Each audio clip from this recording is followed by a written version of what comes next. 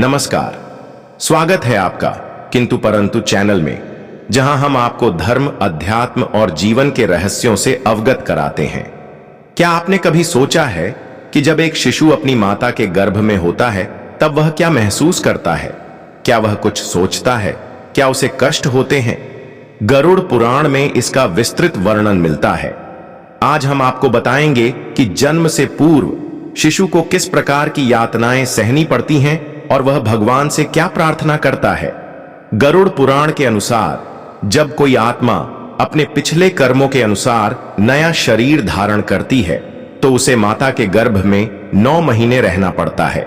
इस दौरान शिशु को अत्यंत संकुचित स्थान में रहना पड़ता है, जहां वह मल मूत्र के बीच कष्ट भोगता है।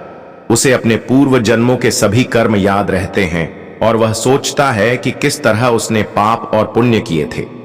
भगवान विष्णु गरुड़ जी से कहते हैं, हे गरुड़, गर्भ में स्थित जीव अपने पूर्व जन्मों को स्मरण करता है और सोचता है कि कैसे वह अनेक योनियों में भटकता रहा।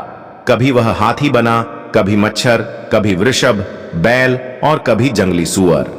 अब वह मनुष्य योनि में आया है, जो कि मोक्ष प्राप्ति का श्रेष्ठ अवसर है। जब शिशु 6 माह का होता है तो उसे भूख प्यास सताने लगती है। माता जो भी आहार ग्रहण करती है वह उसकी कोमल त्वचा से होकर गुजरता है, जिससे उसे पीड़ा होती है। कई बार यह कष्ट इतना अधिक होता है कि शिशु गर्भ में ही मूर्छित हो जाता है। वह अत्यंत विवश होकर भगवान से प्रार्थना करता है, हे जगत के पालनहार, हे लक्ष्मीपति, इस संकुचित स्थान में मेरा जीवन अत्यंत कष्टदायक हो गया है। यदि मैं इस योनि से मुक्त होकर जन्म लूं तो आपके चरणों का स्मरण करूंगा और अपने पापों का प्रायश्चित करूंगा। कृपया मेरी रक्षा करें।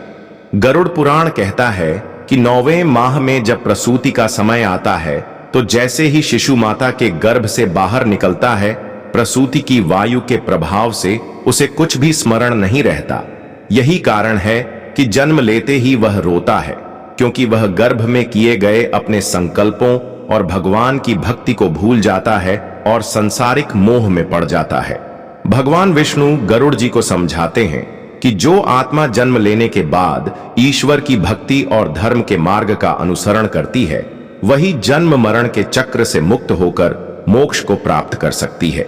लेकिन सांसारिक आकर्षणों में फंसकर मनुष्य अपने पूर्व जन्म के संकल्पों को भूल जाता है और पुनः कर्मों के बंधन में बंध जाता है।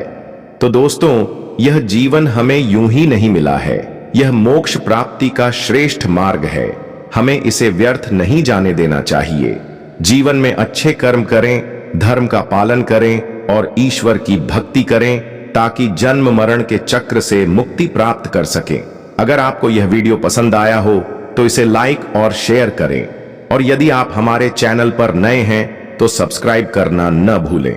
मिलते हैं एक और रोचक वीडियो में। तब तक के लिए ओम नमः शिवाय।